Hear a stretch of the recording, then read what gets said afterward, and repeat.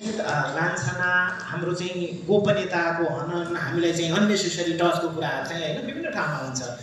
यति मात्र होइन, म तपाईँलाई एकदम इन्ट्रेस्टिङ कुरा सुनाउँछु। हाम्रो चाहिँ एलजिबिटिआई मुभमेन्टमा चाहिँ पहिलादेखि अन्तर्लिङ्गी साथीहरू हुनुहुन्थ्यो होइन। अनि हाम्रो एलजिबिटिआई साथीहरूलाई पनि एकदमै अन्तर्लिङ्गीको योगदानको कस्तो छ भने एकदमै क्युरियोसिटी हुने के। अनि हाम्रो चाहिँ एकजना ब्याङ्कको साथी हुनुहुन्थ्यो। अनि हाम्रो चाहिँ त्यो अभियानमा लागेको साथीहरू थुप्रो साथीहरूले उहाँको जिनाइटल हेर्नु भएको रहेछ कि। जब म अभियानमा आएँ अनि साथीहरूले चाहिँ मलाई के फोर्स गर्ने भन्दाखेरि चाहिँ खै फलानाको त हामीले चाहिँ यसरी हेरेको, तिम्रो चाहिँ कस्तो छ हेरौँ भनेर चाहिँ साथीहरूमा त्यो उनीहरूलाई पनि त्यो गोपनीयताको कहिले पनि त्यो मतलब नहुने। अनि म भर्खर अभियानमा लागिराखेको, अनि एउटा चाहिँ ओकेजन थियो कि। अनि त्यसमा चाहिँ गेम खेलाउने। गेम चाहिँ के थियो भन्दाखेरि कुनै ठाउँमा टच गरेपछि किस गर्ने कि के भन्ने यस्तै थियो। अनि मेरो एकजना साथी होइन, मैले चाहिँ यस्तो कुराहरू चाहिँ अलिकति मन नपर्ने। अनि मेरो एकजना साथी आएर चाहिँ मेरो जिनाइटलमा टच गर्नुभयो कि। अनि मैले चाहिँ उहाँलाई चाहिँ के भन्छ तपाईँले यस्तो गर्ने भनेर गराइदिएँ। अनि त्यो संस्थाको चाहिँ कोअर्डिनेटरले के भन्नुभयो भन्दाखेरि चाहिँ होइन यो त अब हामीसँग लागिसकेपछि यो त सामान्य, यसलाई त स्वीकार्दै जानुपर्छ भन्ने कुरा चाहिँ गर्नुभयो कि। हाम्रो साथीहरूमा पनि व्यक्तिको गोपनीयतालाई चाहिँ कायम नराख्ने, अननेसेसरी टचको कुराहरू गरिदिने होइन। अनि यो चाहिँ हस्पिटलमा त अझ एकदमै धेरै हुने। मैले अघि भने मेरो कुराहरू चाहिँ जब हस्पिटलमा गएँ त्यो न्युरो डिपार्टमेन्टको सबै डक्टर आउनुहुन्थ्यो कि मेरो जिनाइटल हेर्न चाहिँ। अनि कतिपय त्यो अननेसेसरी त्यो उसको इच्छा बिना चाहिँ छोइदिने, फोटो खिचिदिने होइन। त्यो कारणले गर्दाखेरि चाहिँ कतिपय अन्तर्लिङ्गी व्यक्तिहरू चाहिँ हस्पिटल पनि जान चाहँदैनन्। उनीहरूले भएको हुँदाखेरि चाहिँ इसेन्सियल हेल्थ सर्भिसबाट पनि टाढा भइराखेको अवस्था छ। अहिले मेरो किडनीमा अहिले पनि स्टोन छ होइन। मैले चाहिँ हस्पिटल जान्छु, अनि हस्पिटल गइसकेपछि डक्टरले चाहिँ स्टोन रिमुभ गर्नुपर्छ भनेर चाहिँ भन्नुभयो। म चाहिँ यता थापाखेलको चाहिँ सुमेरु हस्पिटल गइरहेको थिएँ होइन।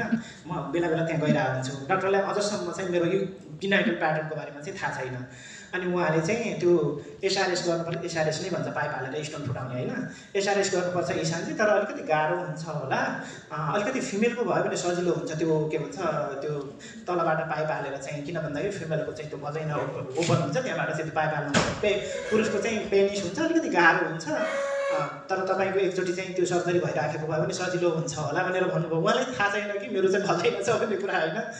अनि जब उहाँलाई चाहिँ त्यो थाहा हुन्छ त्यसपछि उहाँले चाहिँ कस्तो रियाक्सन गर्नुहुन्छ होला भन्ने कुरा, किन भन्दाखेरि उहाँले चाहिँ अरूलाई पनि ल्याएर चाहिँ देखाउनुहुन्छ होला होइन, फोटो खिच्नुहुन्छ होला। त्यो मलाई चाहिँ अझ पनि त्यसको के भन्छ नेगेटिभ थिङ्किङ त अझ पनि छ नि त।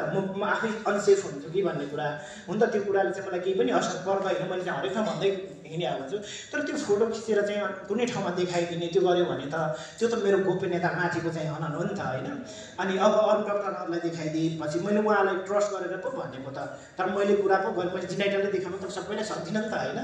अनि त्यो भएको हुँदाखेरि यस्तो कुराहरू चाहिँ भइराख्ने भएको हुँदाखेरि कतिपय साथीहरूको चाहिँ मेरो एकजना साथी चाहिँ हामी अस्ति चितवन गइरहेको थियौँ। उहाँ चाहिँ बिरामी हुनुभयो। अनि उहाँ चाहिँ इन्टरसेक्स वुमन होइन। अनि त्यहाँ उहाँलाई चाहिँ गाह्रो भयो, हस्पिटलमा गयो। डक्टरले चाहिँ उहाँ र मलाई चाहिँ हस्बेन्ड वाइफ सोच्नु भएछ कि। अनि तपाईँको महिनावारी भएको चाहिँ कति दिन भयो भनेर सोध्नुभयो। उहाँको लागि त त्यो डक्टरलाई पनि के भन्दाखेरि महिला भएपछि सबै महिनावारी नै हुन्छन् भन्ने कुरा उहाँले चाहिँ एकदमै त्यो प्रश्न उहाँले। अनि कतिपय महिला चाहिँ महिनावारी नहुन पनि सक्छन् भन्ने कुरा डक्टरमा पनि बुझाइ छैन। यस्तो किसिमको चाहिँ इन्भेसिभ क्वेसनहरू भयो, अननेसेसरी टच भयो, कन्सेन्ट बिनाको टचहरूले गर्दाखेरि चाहिँ कतिपय अन्तर्लिङ्गी व्यक्तिहरू चाहिँ हस्पिटल गएर चाहिँ उनीहरूले चाहिँ आफूलाई चाहिँ डर हुन्छ भन्दाखेरि चाहिँ यसको कारणले हाम्रो बिहे हुँदैन कि भनेर कतिपयको त्यस्तो बिहे टुटेको पनि छ। तेरो घरमा त यस्तो, हामी तसँग बिहे गर्दैनौँ भनेर त्यो भएको हुँदाखेरि चाहिँ सिब्लिङहरू पनि इन्सेक्योर हुने होइन, त्यो विभेद हुने। कुनै पनि अफिसियल डाटा चाहिँ छैन। तर हामीले चाहिँ कानुनको कुरा गर्दाखेरि चाहिँ हाम्रो चाहिँ संविधानमा युनिक तथा लैङ्गिक अल्पसङ्ख्यक भनेर चाहिँ केही हाम्रो चाहिँ धाराहरूमा चाहिँ समावेश गरेको छ, तर अरू कानुनमा चाहिँ यसको चाहिँ रिफ्लेक्सन चाहिँ भएको छैन। तैपनि अहिले चाहिँ बालबालिका नीति 2080मा चाहिँ युनिक तथा लैङ्गिक अल्पसङ्ख्यक बालबालिका भनेर चाहिँ राखेको छ। र काठमाडौँ महानगरपालिकाले चाहिँ काठमाडौँ महानगरपालिकाको चाहिँ बाल अधिकार तथा बाल संरक्षण कार्यविधिमा चाहिँ अन्तर्लिङ्गी बालबालिका भनेर चाहिँ यसरी समावेश गरेको छ। यो चाहिँ अहिलेको चाहिँ पछिल्लो लेटेस्ट पोलिसी प्रोग्रेस हो। यो पनि क्याम्पेन चाहिँ नेतृत्व गरेर चाहिँ पैरवी गर्दाखेरि चाहिँ अहिले चाहिँ डेमोक्रेसी नेसनल लेभलमा मात्र नभएर इन्टरनेसनल लेभलमा पनि, इन्टरनेसनल भनेको चाहिँ हाम्रो युएन मेकानिजम हुन्छ होइन। विभिन्न सन्धिहरू नेपाल सरकारले चाहिँ ऱ्याटिफाई गरेको छ। त्यो ऱ्याटिफाईमा चाहिँ हामीसँग सम्बन्धित हाम्रो चाहिँ केही सन्धिहरूमा चाहिँ हाम्रो कुरा उठाउनु, जस्तो बाल अधिकार महासन्धि भयो, सिर भयो होइन। बाल अधिकार महासन्धिमा हाम्रो 2016मा चाहिँ आफ्नो रिपोर्ट सबमिट गरेका थियौँ। अनि त्यति बेला चाहिँ एउटा अर्को इन्ट्रेस्टिङ कुरा चाहिँ 15 मा चाहिँ म ताइवान प्रोग्रामको लागि गएँ। अनि त्यहाँ चाहिँ हाम्रो चाहिँ एउटा सेसन थियो, यसरी चाहिँ रिपोर्ट पठाउन सकिन्छ भनेर चाहिँ म नेपाल आएँ अनि झाँसी गएँ। सरलाई थाहा होला मन्जु खतिवडा म्याम, अनि उहाँ हुनुहुन्थ्यो। अनि म्याम यस्तो यस्तो रहेछ, अनि रिपोर्ट पठाउनु पऱ्यो, हाम्रो पनि के हो कुरा भनेर भने मलाई थाहा थिएन। अनि उहाँले चाहिँ के भन्नुभयो भन्दाखेरि अब 4.5 वर्षपछि मात्र तपाईँले पठाउन सक्नुहुन्छ, अहिले पठाउन सक्नुहुन्न भन्ने कुरा गर्नुभयो। मलाई चाहिँ अलिकति के आइडिया थियो भन्दाखेरि एनजिओको सबमिसन पनि डेडलाइन हुन्छ भनेर चाहिँ। अनि त्यति बेला चाहिँ तपाईँले अहिले पनि intersect shadow report from Nepal भनेर हेर्नुभयो भने 2 पेजको चाहिँ सिआरसीको लागि रिपोर्ट छ। अनि त्यहाँ माथि डेफिनेसन, 7वटा रेकमेन्डेसन, अनि त्यसपछि मेरो स्टोरी। किन भन्दाखेरि त्यति बेला चाहिँ इभन मलाई पनि अन्तर्लिङ्ग बालबालिकाको मुद्दाको बारेमा चाहिँ थाहा थिएन होइन। त्यति बेला मेरो स्टोरी राखेको छु जति बेला म 27 वर्षको थिएँ। त्यहाँ हुनुपर्ने त बिलो 18 हो नि त। अनि इभन त्यो हुँदाखेरि पनि सिआरसी कमिटीले चाहिँ नेपाल सरकारलाई चाहिँ कन्क्लुडिङ अब्जर्भेसन बनाएको चाहिँ चाइल्ड राइट्समा काम गर्ने व्यक्तित्वहरूलाई थाहा होला होइन। अनि त्यसपछि मार्चमा चाहिँ हामीले सिडको लागि पठाएको थियौँ। अनि त्यसपछि अहिले भर्खरै हामी जनवरीमा पनि सिडको लागि चाहिँ रिपोर्ट पठायौँ। म आफै पनि सिडको लागि चाहिँ रिप्रेजेन्ट भएको थिएँ, मैले ओरल स्टेटमेन्ट पनि मैले चाहिँ डेलिभर गरेँ होइन। अनि सिडको पनि अहिले चाहिँ अहिलेको कन्क्लुडिङ अब्जर्भेसनमा आइसक्यो। यो चाहिँ सिआरसीले 2016 चाहिँ नेपाल सरकारलाई चाहिँ दिएको सुझावहरू, यो नेपाल सरकारले यसलाई अहिले पनि राम्रोसँग इम्प्लिमेन्टेसन गर्न सकेका छैन। किन भन्दाखेरि नेपाल सरकारको पनि एउटा अन्डरस्ट्यान्डिङ के भन्दाखेरि सबैको लागि काम गर्ने एउटा सर्टेन अर्गनाइजेसन छ, त्यसलाई बोलाए भइहाल्छ भन्ने किसिमको। अनि नेपालमा चाहिँ आइएनजीको एकदमै ठुलो रोल, हाम्रो यहाँ प्रकाश सर हुनुहुन्छ होइन। यसलाई इम्प्लिमेन्टेसनको लागि चाहिँ अलिकति सेभ द चिल्ड्रेनले सपोर्ट गरेको, सेभ द चिल्ड्रेनको मल्टी स्टेक होल्डर अप्रोच भन्ने छ। अनि उसले चाहिँ मलाई चाहिँ त्यहाँ बोलाउन चाहँदैन। किन भन्दाखेरि चाहिँ हामीले यो कुरा गरिरहँदाखेरि हाम्रो केही मुद्दाहरू चाहिँ एलजिबिटी भन्दा फरक छ, हाम्रो एलजिबिटी भन्दा युनिक इस्यु छ। त्यसलाई चाहिँ हामीले उठाइरहँदाखेरि कतिपय एलजिबिटी अभियानमा लागेको साथीहरूले चाहिँ यसले त हाम्रो कुरा उठाएन, हाम्रो विरोध गर्यो भन्ने जस्तो देखिन्छ होइन। अनि मैले चाहिँ यो कुरा उठाउनुपर्छ। अनि केही त्यो सेभ द चिल्ड्रेनको केही एक्टिभिटिज पनि मलाई मन परेको थिएन होइन। त्यसले चाहिँ एकदमै इन्टरसेक्ट चिल्ड्रेनलाई चाहिँ उनीहरूको प्रोटेक्सनमाथि नै नराम्रो गरेको थियो। अनि त्यही भएर उनीहरूले चाहिँ हामीले चाहिँ अलिकति त्यहाँ समावेश गर्न नचाहँदाखेरि पनि यसको चाहिँ इम्प्लिमेन्टेसनमा त्यति प्रभाव पर्न सकेको छैन। इभन द नेपाल सरकारले चाहिँ केही सानो फन्डिङ छुट्याएर चाहिँ यो एलजिबिटिआईको लागि सेन्सिटाइजेसनको कामहरू चाहिँ गर्दाखेरि दिएको कन्क्लुडिङ अब्जर्भेसन हो होइन। हुने विभेदको लागि चाहिँ अवेरनेस रेजिङ गर भन्ने कुरा गरेको छ। अनि उनीहरूको चाहिँ जन्मदाता नागरिकतामा चाहिँ त्यो डकुमेन्टमा चाहिँ पहुँच देऊ भन्ने कुरा गरेको छ होइन। उनीहरूको बडीली इन्टिग्रिटीलाई चाहिँ शारीरिक स्वायत्तता, त्यो शारीरिक स्वायत्ततालाई चाहिँ रेस्पेक्ट हुनुपर्छ। त्यसको त्यो बारेमा चाहिँ के भन्छ, त्यो मेडिकल सर्जरी चाहिँ हुनु हुँदैन भन्ने कुरा गरेको छ। अनि त्यसको लागि चाहिँ परिवार सूत्रलाई पनि काउन्सिलिङ गर्नुपर्छ भनेर चाहिँ बाल अधिकार महासन्धिले चाहिँ नेपाल सरकारलाई भनेको छ। अनि त्यसको लागि चाहिँ यो के भन्छ भन्दाखेरि यो अननेसेसरी सर्जरी जो भइरहेको छ नि त्यसलाई रोक्नको लागि चाहिँ ल बनाएर चाहिँ कानुन बनाएर चाहिँ त्यसलाई अडप्ट गर भन्ने कुरा गरेको छ। अनि अर्को चाहिँ मेडिकल र साइकोसोसल प्रोफेसनलहरूलाई चाहिँ हुने विभेद, अननेसेसरी सर्जरी त्यो हस्पिटलमा बढी हुने। सिडरले चाहिँ के भनेको छ भन्दाखेरि 18 मा चाहिँ सिडरले चाहिँ अन्तर्लिङ्गी बालिकालाई चाहिँ उनीहरूको एज नपुग्दासम्म चाहिँ सर्जरी नगर, जब उनीहरूले म यस्तो शरीर चाहन्छु भनेर कन्सेन्ट दिइसकेपछि मात्र सर्जरी गर भन्ने कुरा गरेको छ होइन। अनि त्यही कुरा भर्खरै आज फेब्रुअरी 24 मा चाहिँ सिडको 90औं सेसनले चाहिँ, त्योभन्दा पहिला नेपालको चाहिँ सेसन थियो। अनि 90औं सेसनले चाहिँ फेब्रुअरी 24 मा कन्क्लुडिङ अब्जर्भेसन चाहिँ इस्यु गरेको छ। अनि त्यसमा चाहिँ यो अननेसेसरी सर्जरी चाहिँ रोक्नुपर्छ सरकारलाई चाहिँ सुझाव दिएको छ। त्यसका साथसाथै चाहिँ हाम्रो चाहिँ ग्लोबल इन्टरसेक्स एडभोकेसीले गर्दाखेरि चाहिँ लास्ट इयर संयुक्त राष्ट्र सङ्घको चाहिँ 55औं सेसनले चाहिँ पहिलो अन्तर्लिङ्गी अभियानको पहिलो इतिहासमा चाहिँ पहिलो पटक चाहिँ इन्टरसेक्स रेजुलेसन्स भनेर पास गरेको छ। नेपाल पनि युएनको पछि राष्ट्र भएको हुँदाखेरि चाहिँ नेपालको पनि त्यसको इम्प्लिमेन्टेसन गर्ने दायित्व हुन्छ। तपाईँले चाहिँ बाहिर पनि देख्नुहुन्छ त्यसको केही कपीहरू चाहिँ यो खास गरी चाहिँ हाम्रो सरकारी निकायको मान्छे हाम्रो एनएचआरसीको सर भयो, हाम्रो चाहिँ प्रकाशलाई चाहिँ हेरेर चाहिँ आफ्नो ठाउँबाट लबी गर्ने कुरा चाहिँ अनुरोध गर्न चाहन्छौँ। त्यतिखेर चाहिँ हामीले तपाईँहरू सबैलाई चाहिँ यहाँ बोलाउनुको बारेमा चाहिँ हाम्रो बारेमा तपाईँले जानकारी लिनुहोस् भन्ने कुराको लागि चाहिँ बोलाएको। आज तपाईँहरूलाई ठुलो हाम्रो चाहिँ अपेक्षा केही पनि छैन होइन। तपाईँले चाहिँ अन्तर्लिङ्गीको बारेमा चाहिँ बुझ्नुहोस्। खालि अन्तर्लिङ्गी मात्र होइन, कतिपय अवस्थामा चाहिँ तपाईँले यौनिक तथा लैङ्गिक अल्पसङ्ख्यक एलजिबिटिआई भनेर बुझिरहनु भएको हुन्छ होइन। त्यहाँभित्रको डाइभर्सिटीलाई चाहिँ बुझ्नुहोस्। त्यहाँभित्र चाहिँ यौन विशेषताको आधारमा, लैङ्गिक पहिचान र प्रस्तुतिको आधारमा र यौन अभिमुखीकरणको आधारमा विविधता छ। एलजिबिटिआई भनेको एउटै होइन, यौनिक तथा लैङ्गिक अल्पसङ्ख्यक भनेको एउटै होइन।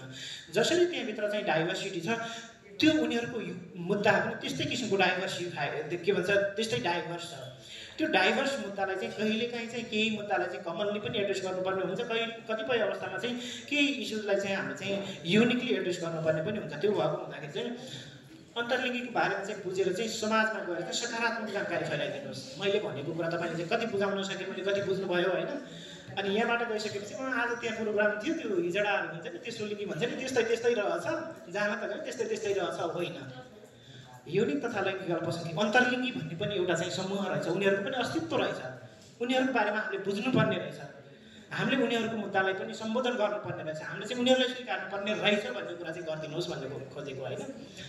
अनि त्यसपछि अर्को कुरा चाहिँ के भन्दाखेरि चाहिँ अन्तर्लिङ्गीको मुद्दा चाहिँ अन्तर्लिङ्गी मुद्दा मात्र होइन, यो एलजिबिटी मुद्दा मात्र पनि होइन, यो बाल अधिकारको मुद्दा हो, यो चाहिँ एसआरएचआरको मुद्दा हो, यो in a way people with डिसेबिलिटीको मुद्दा हो। किन भन्दाखेरि अन्तर्लिङ्गी व्यक्तिभित्र पनि पिपल विथ डिसेबिलिटी छन् होइन। अनि अर्को कुरा चाहिँ जसरी पिपल विथ डिसेबिलिटीले समाजमा चाहिँ एभलिजमको ट्याग हेर्नुपर्छ, त्यसरी इन्टरसेक्स व्यक्तिले पनि एभलिजमको ट्याग हेर्नुपर्छ। त्यो भएको हुँदाखेरि इन्टरसेक्स इस्युज पनि in a way people with डिसेबिलिटीसँग चाहिँ सम्बन्धित छ होइन। यसलाई चाहिँ यो तरिकाले चाहिँ हामीलाई चाहिँ हेरिदिनुहोस् भन्ने कुरा चाहिँ त्यो पर्सपेक्टिभबाट पनि हाम्रो कुरा गर्नुहोस्। अन्तर्लिङ्गी मात्र होइन, बालबालिकाको कुरा गर्दाखेरि अन्तर्लिङ्गी बालबालिकाको कुरा पनि गर्नुहोस्। हामीले चाहिँ समाजको चाहिँ मूल्य मान्यताले चाहिँ सर्टेन पपुलेसनलाई मात्र एड्रेस गर्छ भन्ने कुरा चाहिँ पिपल विथ डिसेबिलिटीको पर्सपेक्टिभबाट कुरा गरिरहँदाखेरि चाहिँ हाम्रो समाज चाहिँ सबैको लागि चाहिँ एक्सेसिबल छैन भन्ने कुरा गर्दाखेरि चाहिँ त्यो इन्टरसेक्सको लागि पनि एक्सेसिबल छैन। उसले पनि समाजमा जसरी पिपल विथ डिसेबिलिटीले एभलिजमको चाहिँ ट्याग हेर्नुपर्छ, सबैलाई थाहा होला होइन। अपाङ्गता हुनु भनेको चाहिँ यसले यो गर्न सक्दैन त्यो गर्न सक्दैन, जस्तो एटिएम लिनलाई पनि ऊ चाहिँ सत्य हुनुपर्छ कि उसको चाहिँ सहयोगी हुनुपर्छ, त्यो त एभलिजम हो नि त होइन। त्यो एभलिजमको चाहिँ ट्याग जसरी पिपल विथ डिसेबिलिटी हुनुपर्छ त्यसरी हामीले पनि भोग्या हुन्छ। त्यो भएको हुँदाखेरि हाम्रो मुद्दा पनि त्यो हो भन्ने कुरा चाहिँ तपाईँले चाहिँ हामीले चाहिँ बुझ्नुहोस् भनेर चाहिँ आह्वान गऱ्यौँ। अनि अर्को कुरा के भन्दाखेरि अन्तर्लिङ्गी भनेको चाहिँ ट्रान्सजेन्डर पनि होइन, थर्ड जेन्डर पनि होइन। ट्रान्सजेन्डर थर्ड जेन्डर चाहिँ उनीहरूको लैङ्गिकताको कुरा हो होइन। अन्तर्लिङ्गी हुनु भनेको यौन विशेषताको विविधता हो, जसलाई चाहिँ हामीले चाहिँ अहिलेको हाम्रो चाहिँ तपाईँले चाहिँ त्यो रेजुलेसनमा पनि देख्न सक्नुहुन्छ, innate variation of sex characteristics होइन। Innate variation of sex characteristics भनेको चाहिँ प्राकृतिक यौन विशेषताको विविधता भनेर भन्छौँ हामीले चाहिँ। त्यो हुनु र ट्रान्सजेन्डर थर्ड जेन्डर हुनु भनेको चाहिँ फरक कुरा हो भन्ने कुरा पनि बुझ्नुहोस्। यहाँबाट गइसकेपछि अझ इन्टरसेक्सलाई पनि तेस्रो लिङ्गी नै भनिदिनु भयो भने त म छु नि होइन। एटलिस्ट यति बुझ्नुहोस् भन्न खोजेँ हामीले चाहिँ। राज्यलाई पनि के आह्वान छ भन्दाखेरि अन्तर्लिङ्गी व्यक्तिहरूको अधिकार संरक्षण र सम्बोधनको लागि चाहिँ अन्तर्लिङ्गी व्यक्तिको मुद्दालाई चाहिँ स्थानीय सङ्घीय प्रादेशिक तहसम्म चाहिँ नीति कानुनमा चाहिँ समावेश गर्नुहोस्। एटलिस्ट अन्तर्लिङ्गी व्यक्तिको तथ्याङ्क राख्ने सिस्टम डेभलप गर्नुहोस् होइन। अब त हामीले चाहिँ हाम्रो त कानुनमै भनेको छ प्रत्येक बालबालिकाको चाहिँ जन्मदर्तामा चाहिँ के भन्छ पहिचान सहित नामको जन्मदर्ता हुने अधिकार हुनेछ भन्ने भइसकेपछि त अन्तर्लिङ्गी पनि एउटा पहिचान हो, त्यसको पनि जन्मदर्ता हुनु पऱ्यो, त्यसको पनि तथ्याङ्क राख्नु पऱ्यो भन्ने त अब एटलिस्ट सोच्नु पऱ्यो भन्ने कुरा हो कि।